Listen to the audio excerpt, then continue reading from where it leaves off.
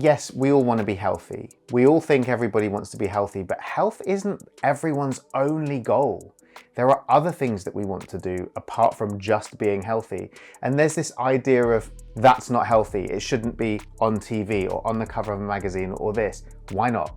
There's stuff that's unhealthy on all of these things all the time. But I think because the world exists with this certain amount of what is known as fat phobia, there's a lot of concern about, again, it's the connection between obesity and health. And so people assume that something is unhealthy or that someone is unhealthy because they're overweight, for example.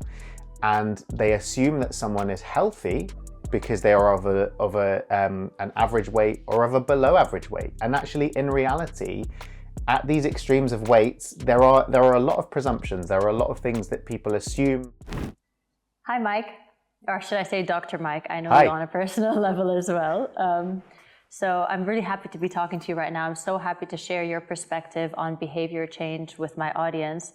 I love what you do. I love everything about your perspective on how to debunk a lot of the myths around behavior change, about body positivity, what it actually feels like to instill mindset and discipline, and what it really is. So I really wanted to kind of pick your brain about the subject.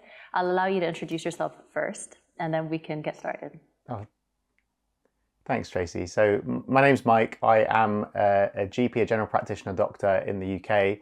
I work full-time in medicine, so I work full-time in clinical practice.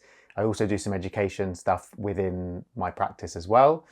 And on the side of that, I went through kind of a personal journey of lifestyle change. And in that process, I learned a lot about how little I think the medical profession tend to know about health and fitness and nutrition, but also how many of the things that we are just taught completely incorrectly as the general public, trying to make our way through life and through all of these pitfalls that are thrown in front of us. And so I developed a bit of a passion for talking a little bit more about that and about delving into why sometimes behavior change is successful and so many times it fails. And I think that part of the problem from my perspective is that so many people think it's harder, or think it needs to be harder than it actually is. And I think we kind of make a lot of obstacles for ourselves, again, through all of the things that we're taught that aren't necessarily true. So we try and overcomplicate things. And so I try and just simplify things, make things a little bit easier, because my favorite thing in the world is the path of least resistance, right? Like why does anything need to be harder than it is? I totally agree with you. I think till this very day, I'm constantly learning about myself, about what sticks and what doesn't.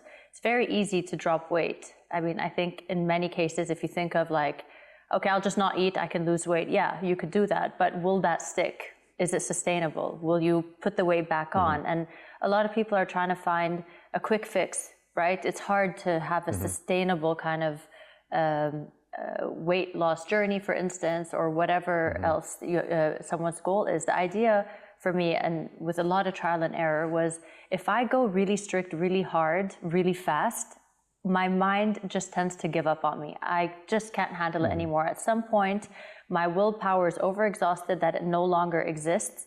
And then I'm on a binge for 3 weeks, and then all the weight comes back on. So let's talk about this, let's say on a more macro scale, diet culture. Like, what do you think is the biggest let's say, downside to diet culture as we know it today?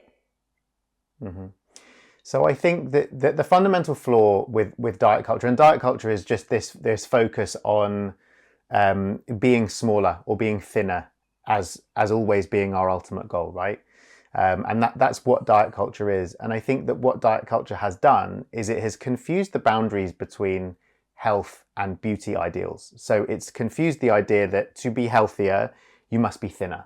Wherever you are, thinner is healthier, is, you know, from the perspective of diet culture. Thinner is always better. And I think that we know that in reality, that's not always the case. Sometimes it is the case. There are health risks associated with obesity, that's undeniable. But at the same time, there are health risks associated with being underweight. And there are also health risks associated with certain types of weight loss. So like in the example that you described, you're talking about people pursuing weight loss at any cost. And when you're pursuing weight loss, you're not necessarily pursuing health. Sometimes you are. Sometimes healthy practices will lead you to lose weight, but sometimes unhealthy practices will lead you to lose weight. So being overly restrictive, getting into kind of a binge restrict cycle, causing harm to your relationship with food, all of those sorts of things. And this is what leads us to be doing these quick fix type diets, because we're not interested in long-term health as a goal. We're interested in weight loss, and that's where all this kind of drop 2 dress sizes in 3 weeks comes from, and get a 6-pack by the summer. And I think that part of the problem is we're not focusing on what we feel like or our health. We're focusing purely on what we look like. I totally agree with that, and I totally relate to that as well. Something I choose never to push in my fitness app is quick fixes, like 3 weeks till you get so-and-so, 1 month for you to get so-and-so. I think that's very dangerous, and it's unrealistic, and it's a lie. I think it's blatantly a lie. It takes time. Anything that is worthwhile getting, whether it's a skill or a body type, it takes time. And I also wanted to touch on what you said with our relationship with food. I feel I was in a position at some point where I was okay with what I looked like. I never really had a certain ideal for a body type. But then when I decided to, let's say, go down the route of getting a more athletic look, because I wanted to test my goals and test what I could look like in that more of like a performance or an athletic look. Because you need to be super restrictive to be able to get those lines, it automatically damaged my relationship with food. Something I never used to think about before was almost like an obsession at some point. I used to think, okay, you can't have this, you can't have this. And the more I thought to myself, let's say, a big one is like processed sugar. Obviously, we all know processed sugar is not good for you. But I used to have it occasionally. And I remember I used to say, I mean, I can have a cake once in a while, but it means nothing to me. I'd rather salty food. But the minute I put myself on a super restrictive diet plan, all of a sudden my cravings spiked like crazy. I wanted a cake every day when I never really cared about it before. And it could be the angle of being super restrictive, and it also messed up with my insulin spikes, right? And my glucose levels. So there has to be some sort of balance, listening to your body for one, and also understanding what the reality is with certain types of foods and how much to stay away from them, and also when you could enjoy them so that it doesn't mess up with your system that much. So what is your take on that? Did you have a similar issue, or do you see this quite often with a lot of your patients or people that talk to you about this? Yeah, I mean, I definitely had similar sort of issues with the way that I was looking at things and the way that I was looking at stuff. And I think the important thing to remember is that food isn't just nutrition. Actually, on a societal level, think about all of the things that we use food for. We use it to connect with people. We use it to celebrate things. We use it to commiserate things. When we feel sad, even after funerals, what do people do? They eat. And I think that it's such an important part of culture. And when we look at things like diets, we often restrict those things. And I think it's one thing to be able to say that, I want to eat fewer calories, for example. I want to focus on portion control. I want to focus on moderating what I'm eating or how I'm eating. But when those things are having an impact on every aspect of your life, it starts to potentially lead to you becoming more obsessive about food and thinking about food, being more food focused. And like you say, wanting foods that you couldn't have. I think that for me, in terms of my journey, it was interesting because I started off with simple calorie counting. All I was starting to do was reduce calories. And then the minute I started to feel that maybe I was plateauing with my weight loss, I was looking for a new angle. I was looking for something else to do. And unfortunately, at the time, I ended up working with someone who advised me to restrict food in a different way. So at the time, I'm laughing because like my knowledge now has changed so much to the point that I almost think this is silly, but it's really important to remember that actually the vast majority of people watching don't realize how silly this is. I, as a qualified medical doctor, didn't realize how silly this was. So I don't mean to laugh at it as though if someone thinks this, they're silly, because I was exactly the same. But I was advised to cut out wheat, sugar, and dairy from my diet. Which, I mean, as you can imagine, as somebody that likes pizza, cake, pasta, bread, and those are kind of the foods that I tend to eat to excess, you can imagine that that's going to lose me a whole bunch of weight. But part of this diet was to have a cheat day once a week. And this was a really interesting process for me because I was like, okay, great. So I'll be really good in inverted commas. And I absolutely hate that, this kind of moralization of food, this moralization of behavior. So I was good for the whole week. And then for one day I could eat whatever I wanted. And there was no sensibility whatsoever to that day when I was eating whatever I wanted. I can almost guarantee you that I managed to reverse any kind of calorie deficit on that day, because to me it was like, right, it was almost like a challenge. This is my last chance to eat all of these foods that I absolutely love and adore. So instead of maybe having a pizza or a piece of cake, like in the example you said, I would physically go to the supermarket and buy all of these different types of food and eat them all. It was like it was a binge in the worst sense of the word, because it wasn't even, I didn't need the binge. I didn't even want the binge. It was like it was a calculated binge. I was doing it like on purpose, like not even because I needed to. So it really kind of set that kind of binge restrict cycle up for me. And luckily I didn't do it for an awful long period of time. And I don't think it had any particular long-term effects. But when I shifted over from that approach to more of a flexible approach and an understanding that actually I need to figure out a way to eat for the rest of my life, not just for 6 weeks or 12 weeks, that kind of changed my focus. But I think that the trouble is that so much health information does focus on demonizing types of food and demonizing food groups and getting people to worry so much about food that it becomes really difficult for people to put food into context and to aim for that balance. Because actually, if you aim for the balance, like balance is really all you need. Yeah. So in terms of that kind of flexibility, I mean, the thing is, you know, it's quite difficult, Mike, because we end up seeing a lot of people who are on restrictive diets that, I mean, and when they have, I would say, the willpower, some people do have a sense of, okay, I just won't eat sugars. It's fine. I don't need to have processed sugar. And evidently, the fact of the matter is they will lose weight, right? So it is true, in fact, that if you cut out carbs or wheat, if you cut out processed sugar, if you're on a calorie deficit, it's true, you will lose the weight. But I feel like, how long can that last for? And unless you, I mean, like my trainer, for example, she's not crazy about food in general. She's very good at maintaining a certain restrictive diet. She knows that I just don't eat these things during the week. I'll have it on my weekend, and that's fine. And she never gains weight. She looks great. But I don't, like, if we were talking, her and I, she kind of makes fun of me, like, Trace, I mean, why is it so hard for you? Like, I'm just asking for 2 months. It is very hard for me. And maybe a lot of people wouldn't think that. They'd think, oh, but Tracy loves training. Yeah, I love training, but it doesn't mean it's easy for me to also manage my food. Yeah. Food is a very difficult thing to manage. So what does balance really look like if someone still wants to lose weight? Because there's also a fine line between saying, eat whatever you want, and hold on a second, no, we can't really eat whatever we want if we want to be healthy, but there's a way to eat what we want and have a healthy lifestyle and a balanced lifestyle, like you said. So what do you suggest is a good way to kind of balance your relationship with food in the long run, all the while being able to stick to your goal, be it maintenance or be it weight loss?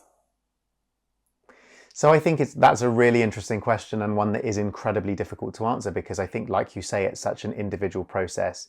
And I've had this argument with so many people. There are people who I know who are who train pretty much every day and love training, and they don't have any desire to eat any of the foods that we might consider junk foods, right?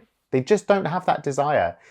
It's in the same way, and I liken it to alcohol. So, like, for me, I don't mind drinking alcohol, but I don't love it. I know in my heart I will never have a problem with alcohol because I don't enjoy it enough to have a problem with it. And that doesn't make me a better person or have more discipline, because I'm very undisciplined in many ways and I'm very disciplined in many ways. It's just a matter of preference. It's the preferences that we were blessed with. It's what we grew up eating.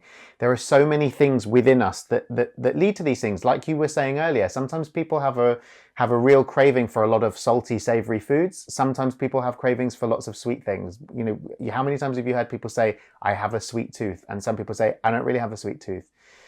And I think that it's about balancing our cravings and the things that we like and enjoy and our goals. And actually, at the end of the day, sometimes you're right, there are some restrictions that people need to make if they want to lead a healthy lifestyle. And I think that what we underestimate is the impact of the environment around us on those preferences. So a lot of the times I might think, yeah, I just really like ice cream. But what I forget is that if I'm walking down the street on a summer day, and there's a big billboard in multiple bright colors telling me I really need an ice cream right now, that's going to trigger the idea that I want to have an ice cream. So I think that there are so many factors, both in ourselves and in our environment, that make these decisions quite difficult. But because they're quite individual decisions, I think it involves a certain amount of self-awareness. And like I would just call it moderation. So I would say, for example, cutting out food groups or foods that you enjoy entirely is, for the majority of people, a one-way ticket to ending up having cravings for those foods. But finding a way to incorporate them, but to limit them somewhat in the diet, I think is a reasonable thing to do. Working with your preferences. So thinking about, what is it about this food that I like? How could I maybe emulate it in a different way? Or how could I maybe have something else that was a slightly healthier version of it? A classic example is, you know, switching from like drinks that have full sugar in them to diet versions of drinks with sweeteners in. And I know that there's a lot of controversy surrounding things like sweeteners and stuff like that at the moment, which I tend to disagree with anyway. I think that generally speaking, again, if you're having 30 litres of those drinks every day, then yeah, we need to talk about that. But if you're having a can of Diet Coke from time to time, I don't think that that's a problem. And I think, again, it's just, I would look at the one sentence that I like about all of these things is that the danger is in the dosage. As long as you aren't overdoing it with these things, as long as you can have portion control, there's lots of different ways of doing these things. But again, it's hard to give universal advice because we're all so different in terms of what we like.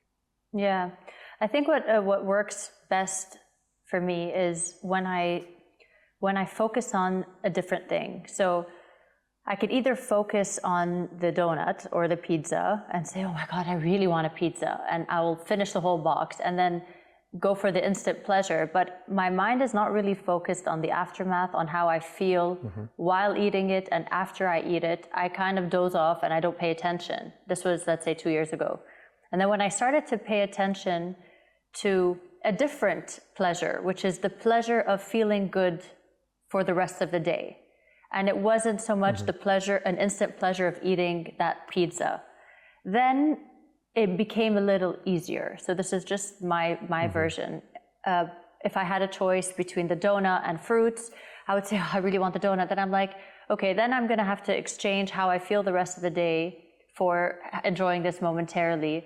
And I remember being very mindful about eating the fruits and eating healthy stuff for a good duration of 1 month or 2 months. Every time I would eat something healthy, I would be very mindful of how my stomach feels, how my gut feels, if I'm not bloating after that, if I'm able to function, I'm not crashing, I'm not tired. And I'm like, oh wow, this feels great. Now the next day, this feels great. The next day, this feels great. So I started to register the feeling of what it feels like to eat clean and loving it. So that when it came down to eating something that isn't clean, it started to register differently because I'm paying attention to my gut and not to the momentary pleasure of eating that thing. So not to say that I would ever cut out junk food, because I think it will always be part of my life to socialize, but the amount of times that I've craved or wanted it has decreased massively when I shifted focus to how does it feel? I think that's very good. It's about thinking about... Yeah. It's thinking about your higher goals versus your current immediate goals, right? So actually, what is your goal today? Is it to eat donuts, or is it to, you know, to move forward on your health journey, whatever that is? And I think, again, when we're talking about things like restriction, it's really important to differentiate between, like true restriction in the sense of the word, like you will not allow yourself to go out and have a donut, you will not allow yourself to go out and have a piece of cake if that's what you want. And the difference between that and like, so for example, one of the differentiations that I make is that like I always struggle at work because there's always biscuits and cookies at work all the time. And so in my mind, there's a difference between like this tin of like terrible cookies that are cheap and I can have one any day that I like. It's not an exciting moment. It's not something that's great to try. Or if someone brings in cake that they just bought a cake at the supermarket and it was a prepackaged cake there's nothing interesting or exciting about it. I've had it 100 times before. It's not an experience. But if someone brings in muffins or cakes that they've made at home, I'm going to eat them because that's a different experience. That's trying something that someone's made with love. It's something that's an individual sort of experience, and I will have something about that. But there's a difference between, you know, someone bringing in a cake that they've made and going, would you like to try a piece of cake? And you going, no, I'm not eating any cake. And someone going, do you want one of these like awful biscuits that's been sitting around for the last 3 weeks? No, I don't need to eat those. And I think it's figuring out what those different experiences mean to you, you know, and again, talking about things like socializing, there's a difference between going out for dinner and having a nice 3-course meal and going over on your calories than there is in just opening a packet of chips and just sitting and eating them on the sofa while you're watching Netflix. Like there are different things that food means. And I think that it's not restrictive necessarily to withhold yourself from eating certain foods or eating certain amounts of certain foods, but it can be. And again, so it comes down to what it means to you and what you can rationalize and I guess what you can't as well, right? You know, you actually said something that's quite important and something I implement quite often. If it's worthwhile, I'll do it. If it's not worth it, I'll just skip it. And I think that has to, look, it's become quite difficult because with the whole narrative of body positivity and people not wanting to be insensitive or push a narrative that maybe sounds like thin is better, when that's not really the intention. The intention is just to talk about being healthy. But everyone is kind of tiptoeing around this conversation because I mean, it's hard. This conversation is a very psychological conversation. It's not just about do and don't. It really messes with people's heads. And I could tell you, for one, I struggle with this a lot. I know the feeling. I've cried to my husband saying, what the hell is wrong with me? I can't stick to a diet for 3 weeks.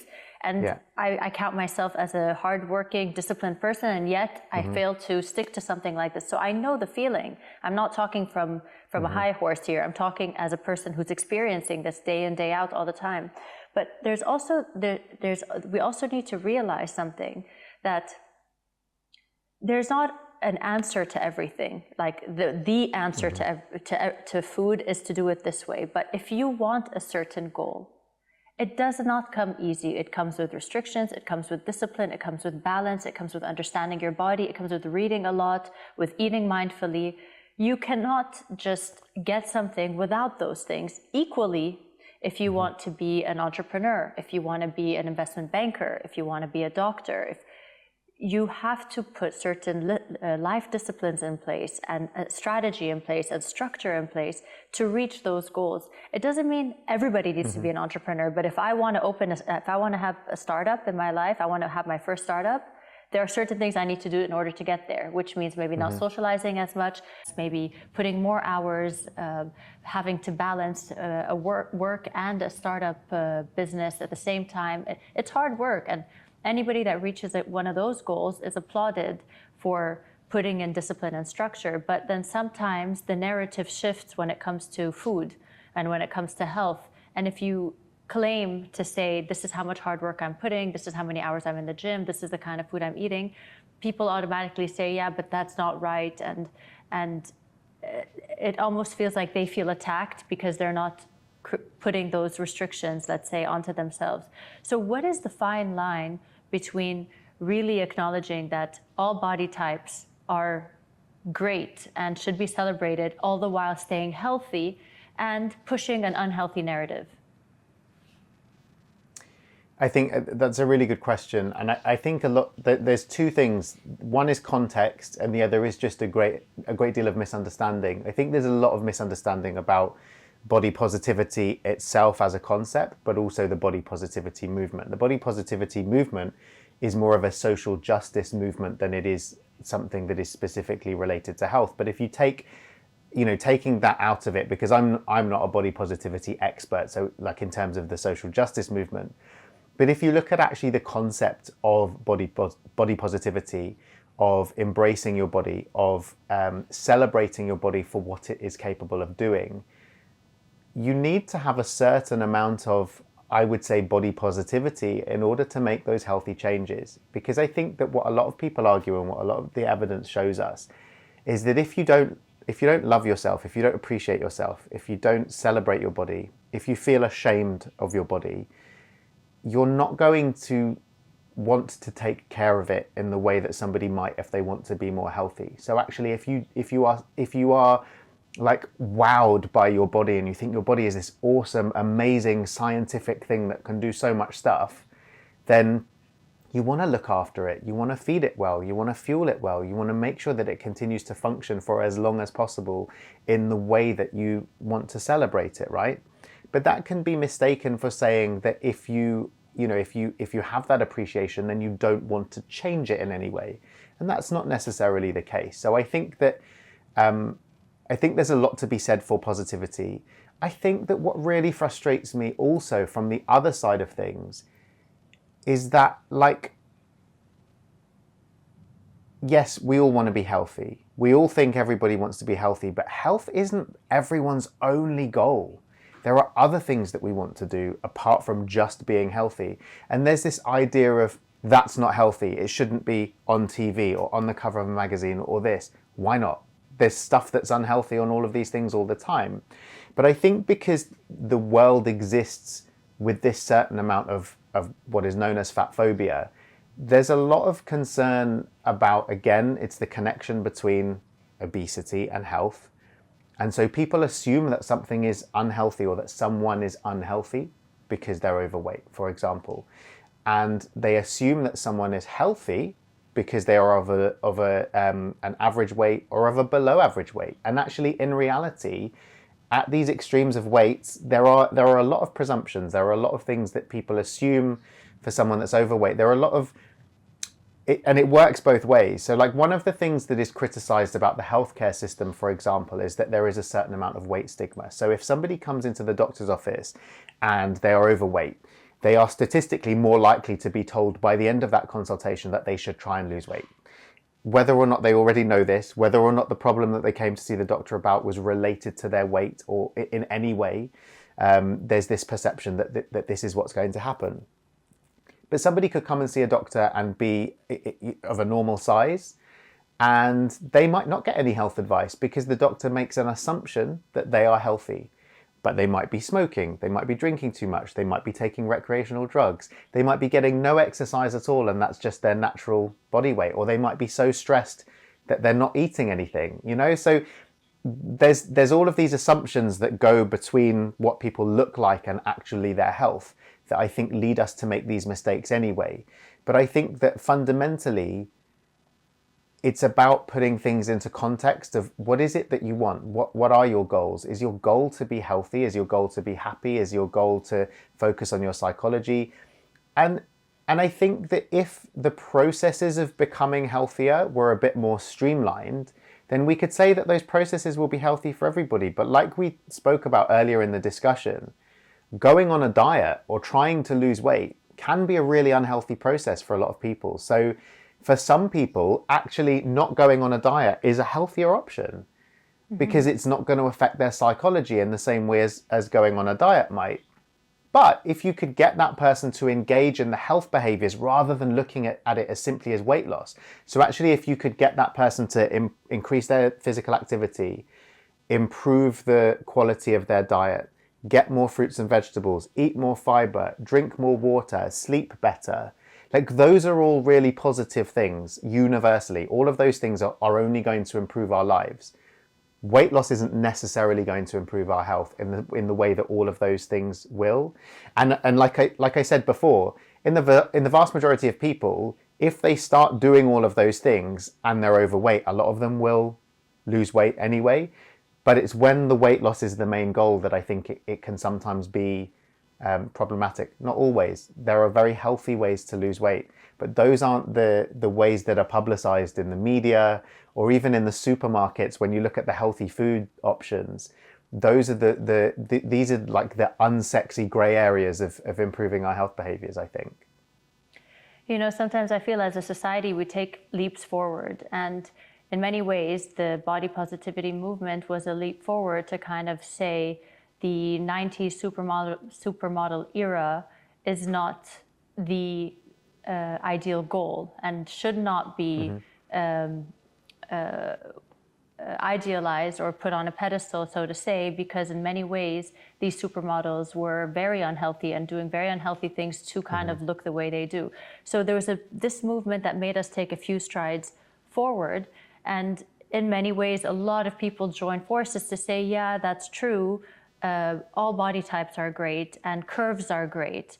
But then incoming Ozempic, and then all of a sudden everybody who was screaming weight loss, who was screaming curves are beautiful, are all looking skinny as hell. And now they're back to the 90s era where all of a sudden skinny is back in. What does that tell you about human behavior and psychology when it comes to what they really mean and what they really feel? Like if they had the choice now is, we'll take away the hardest part, which is the discipline. We'll take away the hardest part, which is the willpower.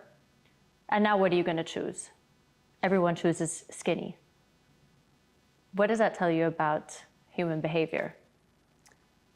Well, I think it tells us a lot about diet culture. I mean, I think diet culture is something that has been ingrained in people for decades. And it comes from somewhere. It comes from these ideas of natural beauty and athleticism, and you know, it's based in these like evolutionary ideas of what human beings are supposed to look like. Like, you know, diet culture will have existed in the times of Michelangelo as well. Like if you look at the art from those periods and things like that. So it's not something that we've just discovered. It's something that's been around for a long time.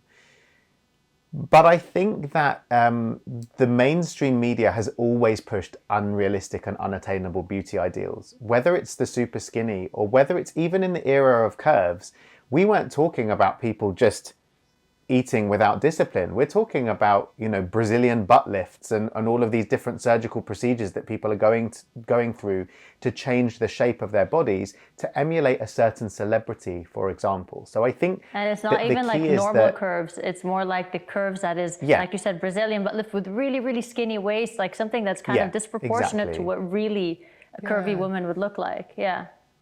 Yeah, and you know, a lot of the kind of aesthetic surgeries and aesthetic procedures that have become so commonplace are there because it's fashion. It's not health. And I think it comes back to that original point, is that we're constantly confusing health with fashion, and fashion and health, beauty and health are two completely different constructs.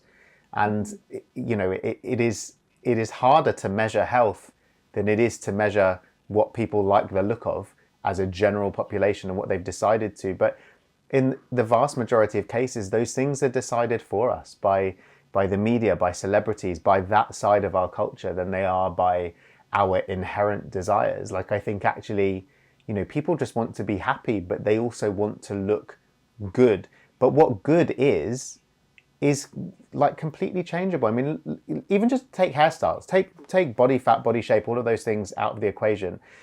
If you have the hairstyle that people had in the 80s or the 90s or the 2000s, nobody wants that anymore because things change with what people decide looks good. But it's crazy to think that, isn't it? When people look back and go, oh, I can't believe how ridiculous I looked. You didn't think you looked ridiculous at the time. Like, it was the height of fashion at the time, right? So what's changed? You look in that picture the way that you looked then, and then you thought it looked amazing. Now you think it looks weird because that's what everyone's told you. There's nothing kind of inherent about it. It's totally perspective. And I just think that's kind of like, it's fascinating, but also terrifying at the time, because particularly as these like aesthetic procedures and stuff just become more and more normalized, but also more and more extreme. You know, these things are becoming more risky as well, rather than less risky as you might think, and it's moving further and further away from the idea of that body positivity, of the fact that like actually you're enough just as you are. You don't need to do all of those things.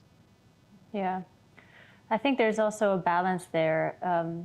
I don't necessarily feel like anybody who does plastic surgery means that they are completely in lack of confidence. And at the same time, I feel like if you don't do anything and you refuse any surgery or Botox, it doesn't necessarily mean that you are confident. I think with everything, 100%. whether it is surgery, whether it is your approach to food, whether it's your approach to your perspective on what body positivity looks like, or fashion, it has to come from a thought through place, a genuine place, you know, trial and error. And it should not, I mean, everything we just discussed is pretty much two-dimensional, and there's a lot of depth in every individual. And I always say this, that if I didn't work on a lot of the things that are much deeper than what I physically look like, then aging would have hurt me. Losing my body with age, because my world is fitness, and deteriorating in my skin or in my body would hurt me.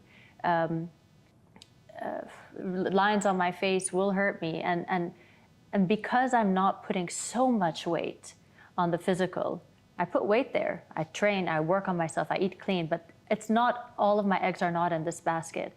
I put so much weight on how I speak, how I am, my heart, if I'm being kind or not, if I'm intelligent or not, if I'm progressing, my growth, my career, that if I lose a little bit on this side, I have so much weight and value elsewhere. So that allows me not to be very strict or on myself, or not to feel like when I'm insecure in this side, it's okay, I have so much more to be secure about. Yeah, 100%. And I think it's really important to say, like, it is, like I said, it's all about context. I know many people who have had cosmetic surgical procedures that have changed their life for the better, because it's taken away something that they were worrying about all the time, or that they felt uncomfortable with. But there's a difference between like needing to have, let's say, like a nose job to feel a bit more confident.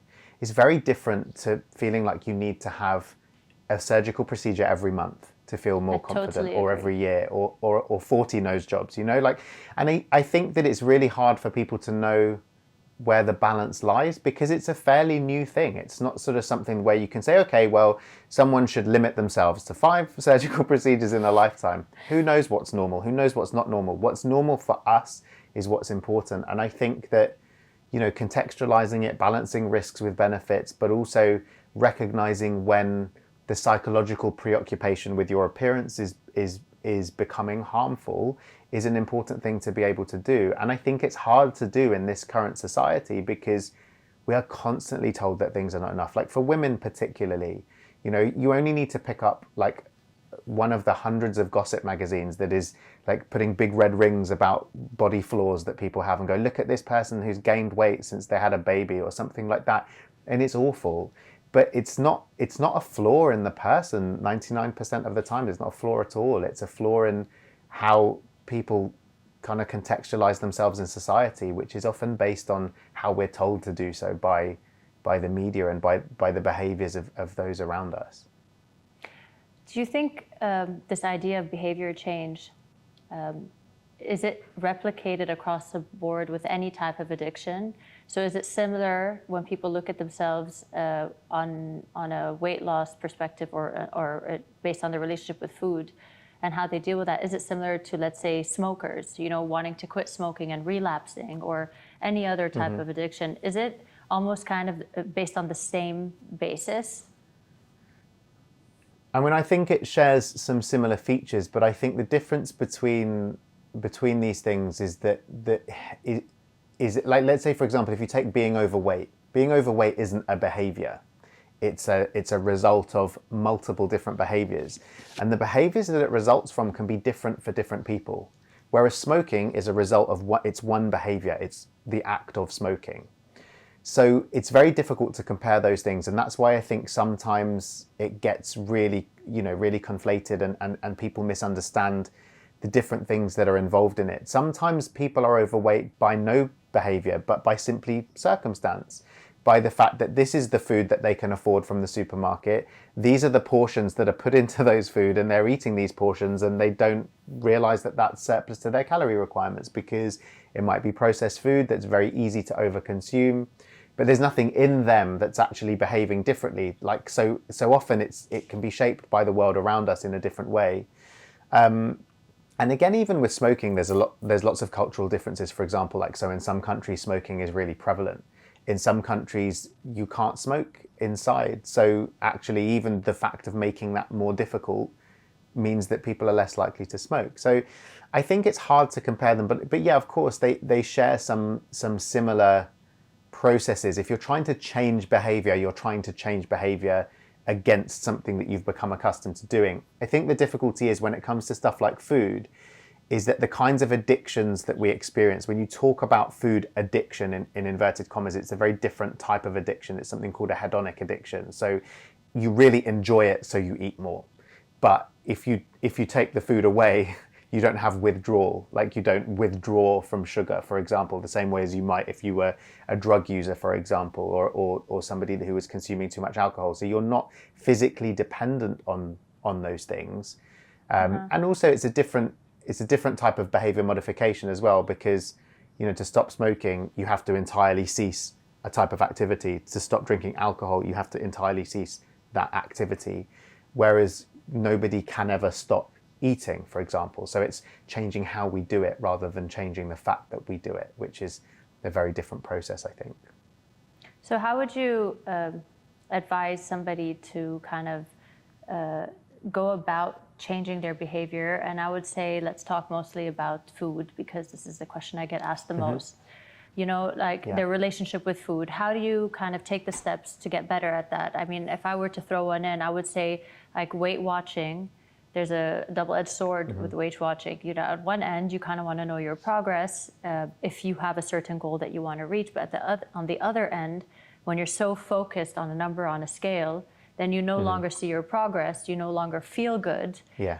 And take it from me, at times I would wake up feeling great because I know I did the right things and I ate correctly. And if I were to get on the scale and not see a shift in the number, I would be very disappointed. And not only would I be disappointed, I'd kind of give up mentally. And that day I'd eat whatever I want, because I'm like, you know what, if anyway I'm putting in the hard work and my weight's not changing, then I might as well just eat what I want and the weight won't change either, So there's some behavior changes that I have done to make my journey with food much easier. And I named a few earlier, but I want to take it from you. What do you think people could do to have a good relationship with food and to change their behavior for the better and for a long-term result? So the million-dollar question, and I think that the reason it's so difficult to answer this question is because the answer is different for every person. Yeah. Like you mentioned, scale weight, for example. I mean, I think that measures of progress are really important. If you want to continue on any sort of behavior change journey, you need to be giving yourself that sort of positive feedback. You need some sort of demonstration that this is having a positive impact, which can be really hard to do. Like you say, weight is the easiest thing to measure because it just involves standing on a scale. And in a lot of cases, a drop in weight means you've lost some fat, and a gain in weight means you've gained some fat. But we have to accept that there are lots of cases where, particularly for women and with the menstrual cycle and all that kind of stuff, a gain in scale weight doesn't necessarily mean a gain in body fat. It can be water, it can be other things as well. So it can be muscle with weight training. It's really as important. Well. Exactly. So it's really important to put it into context. And I think that knowing yourself is the first step to being able to understand that. So for some people, scale weight is purely one of many metrics by which they will measure their progress, and they don't have any emotional attachment to that number on the scale. They use it as something that they might enter into a spreadsheet, and great, lucky those people. But some people, like you say, will look at the scale weight, and as much as they want to convince themselves that it's not going to bother them, it bothers them. It derails their progress. It causes other sorts of harm, like whether it's them becoming more obsessive about the weight, being desperate. And when you actually put it into context, you think, why why am I so tied to the concept that I want to have less of a, force pulling me towards the earth, right? Wait, what is it? What does it mean? And I think that that something that's really important to add in is, if you know that you have that issue, is figuring out other ways to measure your progress. So you can measure your progress by simply tracking the behaviors. So saying, did I get physical activity today? Did I move my body? Yes. Did I eat a predominantly whole foods based, minimally processed diet today? Yes. All of those things are the things that you can measure, and you can change the next day if they didn't go so well. So there are other ways of measuring things. The fitness goals, the amount of weight that you're lifting, the amount of sets that you might be able to do, other things. There's so many things. How your clothes feel. Measurements if you want to do that as well. There's tons of ways of measuring progress, but I do think that you need something to remind yourself that you're on the right path, or that you're doing things well. But I think, like with everything, the danger is in the dosage. So everything has the possibility to get a little bit a little bit problematic if we don't do it in a way that supports what we're actually trying to achieve. And I think we do that a lot with scale weight in exactly the way that you described. But yeah, I think it is just different for everybody. And I think if you're trying to change how you approach food and how you approach your lifestyle, then you kind of have to understand what the issue is in the first place. And that's the first question I ask people if they come to me and say, I want to lose weight, which is invariably what people say when they want to go on a lifestyle change journey. It's always, I want to lose weight, because that's what most people want to do. And so I will say, well, what do you think that you're doing that is going against that goal at the moment? And how can we try and reframe that and modify what's happening? And like I say, it's so individual, because for some people it's going to be how they're eating, and for some people it's going to be why they're eating. And I think that it's worth figuring out what those things are. Like I think we underestimate like mindless eating. I think we just eat lots, not because we need to or because we're hungry, but because it's there, and we live in this very obesogenic environment where, food is so convenient. Like if 20 years ago, if you got home and there wasn't much food in the house, you'd just have something that would fill you up, but that you weren't really bothered by. But now you get your phone out, you have an app, you can have one of the best meals you've ever had in 20 minutes. Because it's just so convenient. There's deliveries. We don't even have to leave the house. We don't have to walk anywhere to actually do this.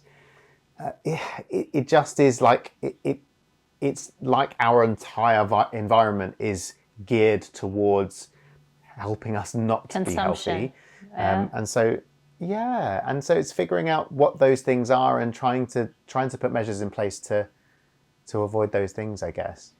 Yeah, I mean, I definitely think the idea of having accountability through measuring yourself, kind of checking in on something, and maybe you need to do it in that way, like you said. And this is something I do for myself: is I check in on the little things that I've done in the day that I know will lead me to doing better for myself, not just in food, with everything. So did I read for 30 minutes? Did I eat clean for 80% of my meals? Did I move? Did I sweat? Did I don't know, was I attentive to my family? Like if I'm doing all of these things, I feel healthy, I feel good, I feel like I've done well, and I'm okay, right? So that's kind of a measurement. And then once in a while, I'll definitely have to check in on the scale if I have a certain goal.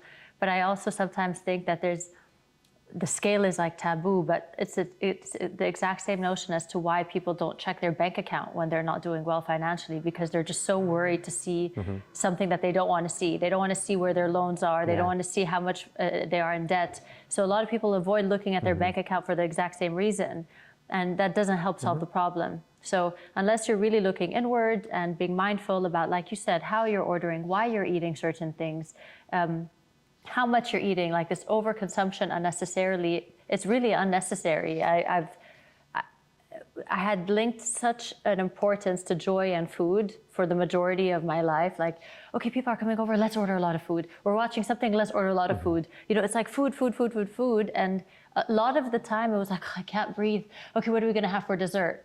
why? Like, there are other ways to have a good time that doesn't necessarily have to be around consumption of food, you know? I mean, this is why I love paddle tennis so much, because now we're socializing so much with our friends and food is not involved. We can just play a game, you know what I mean? So I totally hear you on that, Mike.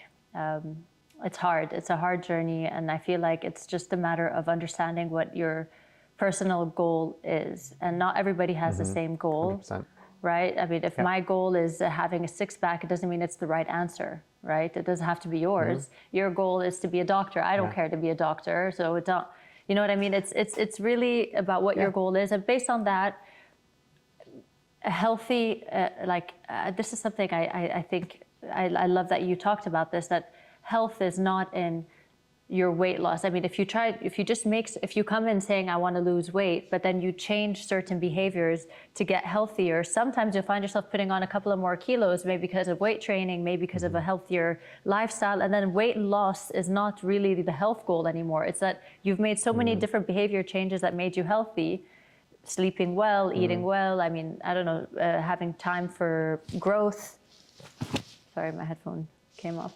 Having time for self-growth, for reading, that now all of a sudden you feel so much healthier, even if you never got a chance to lose weight, per se. Yeah, 100%. I love the fact that we spoke. I could talk to you for another half hour, but he's like cutting me off. Thank you so much for your time. And thank you for having me. We'll stay in touch, Mike. Take care. Of course, you too. Bye.